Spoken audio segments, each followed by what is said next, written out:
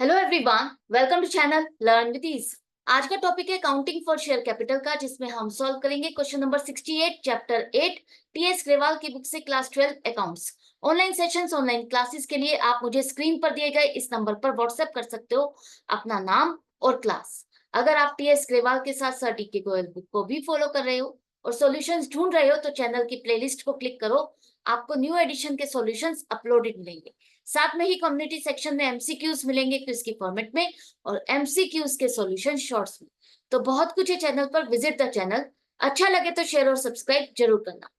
Question में दिया है कि स्टार लिमिटेड एक कंपनी है जिसने 500 शेयर्स को फॉरफिट किया, मतलब कैंसिल कर दिए। 100 रुपए का एक शेयर था, फेस वैल्यू 100 रुपए है। अब ये शेयर्स कंपनी ने कैंसिल क्यों किए? क्योंकि जो शेयर होल्डर है उसने फर्स्ट कॉल पर 30 रुपए की पेमेंट नहीं की। 500 शेयर्स पर 30 रुपए के हिसाब से कंपनी को पेमेंट नहीं मिली। फाइनल कॉल जो कंपनी को करनी थी 10 रुपए की, वो कंपनी ने अभी शेयर होल्डर से डिमांड ही नहीं की। कंपनी ने इन शेयर्स को कैंसिल करने के बाद दोबारा से 500 में से 60% शेयर्स को रीइश्यू किया और रीइश्यू करने पर उसको 39,000 रुपीज रिसीव हुए। आपको ये सारी जर्नल एंट्रीज बनानी है। कैसे करोगे? सबसे पहले देखो, 100 रुपए का एक शेयर था जिसमें से 10 रुपए अभी कंपनी ने डिमांड ही नहीं किए। तो 10 रुपए डिमांड नहीं किए तो बाकी 90 रुपए, इसका मतलब कंपनी शेयर होल्डर से डिमांड कर चुकी है। तो कॉल्ड अप आपका आ गया 90 रुपए। शेयर होल्डर ने आपको 30 रुपए की पेमेंट नहीं की, तो 90 में से 30 रुपए की पेमेंट नहीं की तो बाकी 60 रुपए, इसका मतलब वो पे कर चुका है, जो कि एप्लीकेशन और अलॉटमेंट के टाइम पर कंपनी को रिसीव हुआ।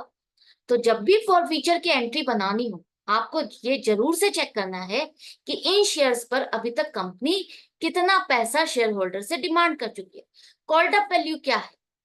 तो 90 रुपए से कंपनी इन शेयर्स पर पैसा डिमांड कर चुकी, इसका मतलब शेयर कैपिटल अकाउंट को आपने 90 रुपए के हिसाब से क्रेडिट किया।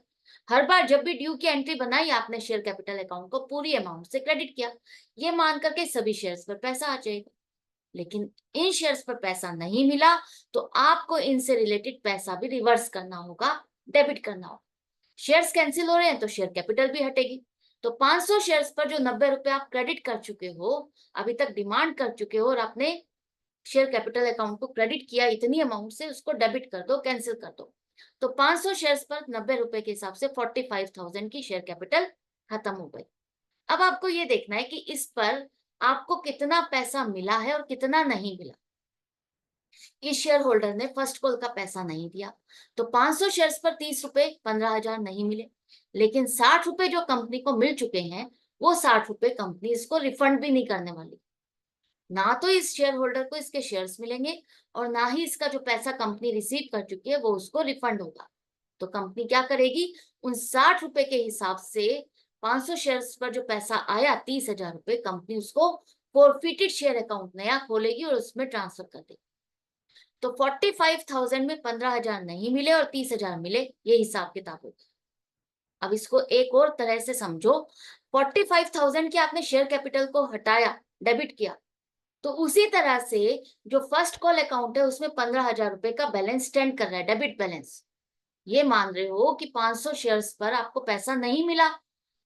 ड्यू का ड्यू की एंट्री बनाते हुए आपने क्या किया था? फर्स्ट कॉल अकाउंट को डेबिट किया था ना, कितने शेयर्स पर हमें इतना पैसा लेना है, और डेबिट कर दिया आपने फर्स्ट कॉल अकाउंट को, ताकि ट्रैक रख सको कितने शेयर्स पर कितना पैसा मिला। अब आपको 500 शेयर्स पर पैसा नहीं मिला तो फर्स्ट कॉल अकाउंट का बैलेंस 15,000 से स्टैंड करेगा ना कि इतने शेयर्स पर पैसा नहीं मिला। क्योंकि आपने जब बैंक में पैसा आया तो बैंक में जितना पैसा आया, जितने शेयर्स पर, उतने से डेबिट किया और उतने से ही फर्स्ट कॉल अकाउंट को भी क्रेडिट किया। हम यहाँ पर कॉल सिनेरियर अकाउंट को नहीं खोल रहे, यही मान के चल रहे हैं कि फर्स्ट कॉल अकाउंट को ही बैलेंस के साथ छोड़ दिया, उतने ही बैलेंस से आपने क्रेडिट किया जितना पैसा आया। तो 15,000 जो 500 शेयर्स पर नहीं आया, वहां पर डेबिट बैलेंस स्टैंड कर रहा है। तो उसे भी तो आपको खत्म करना होगा, क्योंकि अब तो उम्मीद ही नहीं है इन शेयर्स पर पैसा आ जाएगा, क्योंकि शेयर्स भी कैंसिल हो गए। शेयर्स ही कैंसिल हो गए तो पैसा मिलेगा ही नहीं।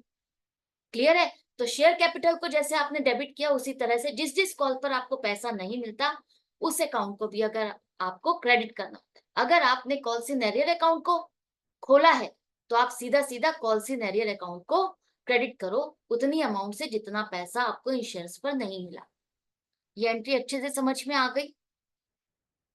इसको इजी वे यही है समझने का और बनाने का कि जितनी कॉल्ड अप वैल्यू है उतने से आप शेयर कैपिटल को डेबिट करो, जिस जिस कॉल पर पैसा नहीं मिला उन कॉल्स के अकाउंट को उतनी अमाउंट से क्रेडिट करो, और जो पैसा मिल चुका है उसे फॉरफीचर अकाउंट में डाल दो। सिंपल हो गई ना एंट्री। इसके बाद कंपनी ने 60% शेयर्स को रीइश्यू किया, तो 60% शेयर्स कितने हो जाएंगे, 500 शेयर्स में से 60% 300 शेयर्स को कंपनी ने रीइश्यू किया, और रीइश्यू करने पर कंपनी को 39,000 रिसीव हुए। तो हर शेयर पर कितना पैसा मिला, 39,000 डिवाइडेड बाय 300, मतलब रीइश्यू करने पर कंपनी को हर शेयर पर 130 रुपए मिले। रीइश्यू प्राइस क्या हो गया, इसका मतलब 130। अब कंपनी ने अपना 100 रुपए वाला शेयर 130 रुपए में ऑफर किया, जिसे खरीदना था उसे 130 रुपए में वो शेयर खरीदना पड़ा। ये शेयर जिसने खरीदा उसके लिए तो नुकसान हो गया, उसको तो नुकसान हो गया, क्योंकि 100 रुपए की चीज उसको 130 रुपए में मिली, 30 रुपए महंगी मिली। तो बैंक में आपके पास 39,000 रुपीज जमा हो गए, डेबिट कर दो। कंपनी के पास क्या आया, कंपनी के पास फुल्ली पेड शेयर दिया उसने, अपने 100 रुपए वाला सामान, फुल्ली पेड का मतलब है 100 रुपए वाला सामान 100 रुपए का शेयर दे करके ये माना जाएगा कि उससे 100 रुपए आ गए, पूरे 100 रुपए आ गए। फर्दर उससे कोई कॉल नहीं की जाएगी, पूरे 100 रुपए 130 रुपए लेकर के आप उससे कह रहे हो कि हम ये मान के चलेंगे कि आपसे पूरे 100 रुपए आ गए, तो पूरे 100 रुपए फेस वैल्यू कंपनी को रिसीव हो गए। तो कंपनी ने क्या किया, 100 रुपए वाला सामान 130 में बेचा, तो 100 रुपए वाला 130 में बेचेंगे तो कंपनी को क्या हुआ, फायदा हुआ 30 रुपए का, और ये जो 30 रुपए एक्स्ट्रा मिले कंपनी को वो प्रीमियम है। तो 100 रुपए के हिसाब से 300 शेयर्स तो आपकी शेयर कैपिटल बढ़ गई, शेयर कैपिटल अकाउंट को आप क्रेडिट करो। फुल्ली पेड का मतलब है आपको फेस वैल्यू देखनी है कि फेस वैल्यू आपने कितनी दी है। फुल्ली पेड दी है इसका मतलब 100 रुपए का शेयर है तो 100 रुपए की वैल्यू आपने पूरी दी। इस शेयर होल्डर को फर्दर कोई कॉल नहीं की जाएगी, 130 के बाद इसको और पैसा कुछ और नहीं देना। जैसे बाकी शेयर्स पर तो अभी कंपनी ने फाइनल कॉल की ही नहीं डिमांड की, तो उनको तो 10 रुपए पे करना है, लेकिन इन रीइश्यू किए हुए शेयर्स पर 300 शेयर्स पर कंपनी और डिमांड नहीं कर सकती, बल्कि कंपनी को तो यहाँ पर प्रीमियम भी मिला। 30 रुपए का जो प्रीमियम मिला इसे हमने सिक्योरिटीज प्रीमियम अकाउंट में क्रेडिट किया 9,000 से। तो ये दो एंट्रीज अच्छे से समझ में आ गई, क्लियर हो गई। अब आपको फॉरफीचर रीइश्यू के बाद एक और एंट्री करनी होती है। आपको देखना होता है जो शेयर्स हमने रीइश्यू किए, 500 में से 300 शेयर्स रीइश्यू किए, तो 300 शेयर्स पर पहले वाले शेयर होल्डर का कितना पैसा बचा है। रीइश्यू करते हुए कंपनी को नुकसान हुआ नहीं, और पहले वाले शेयर होल्डर का भी पैसा पूरा बचा हुआ है। तो 60 रुपए पहले वाले शेयर होल्डर के पैसे कंपनी को मिले थे, हर शेयर पर कंपनी को कितने रुपए मिले थे, 60 रुपए। तो 300 शेयर्स पर 60 रुपए के हिसाब से 18,000 रुपए बनते हैं पहले वाले शेयर होल्डर के बचे हुए। कंपनी को नुकसान नहीं हुआ तो पूरा पैसा बचा हुआ है, और यही पैसा पूरा का पूरा कंपनी उठा करके कहाँ ट्रांसफर कर देगी, कैपिटल रिजर्व में, क्योंकि 300 शेयर्स पर नुकसान होना है, फायदा होना है, फाइनल हो चुका है। अब इस पर आगे कुछ और नहीं होना। 300 शेयर्स का जो पैसा फॉरफिटेड शेयर अकाउंट में था 18,000, वहां से निकाल के आपने कैपिटल रिजर्व अकाउंट में ट्रांसफर कर दिया। 200 शेयर्स का पैसा 60 रुपए के हिसाब से 12,000 अभी भी बैलेंस स्टैंड कर रहा है। क्यों, क्योंकि यहाँ पर अभी ये शेयर्स रीइश्यू नहीं हुए, फॉरफिटेड ही है, कैंसिल ही है। मान लेते हैं कंपनी के 10,000 शेयर्स थे, 10,000 में से 500 शेयर्स को फॉरफिट किया तो कितने शेयर्स बचे, 9,500। 9,500 के बाद कंपनी ने 300 शेयर्स को दोबारा से रीइश्यू किया, तो अब कंपनी के कितने शेयर्स हो जाएंगे, 9,800 शेयर्स। 200 शेयर्स अभी भी फॉरफिटेड है। इतनी बात समझ में आ गई तो ये क्वेश्चन भी समझ में आ गया होगा, क्लियर हो गया होगा। तो इसी तरह से कनेक्टेड रहो, सीखते रहो, समझते रहो। मिलते हैं नेक्स्ट वीडियो में नेक्स्ट क्वेश्चन के साथ, अपने कॉन्सेप्ट्स को क्लियर करते हुए और प्रैक्टिस जारी रखते हुए। Goodbye and take care.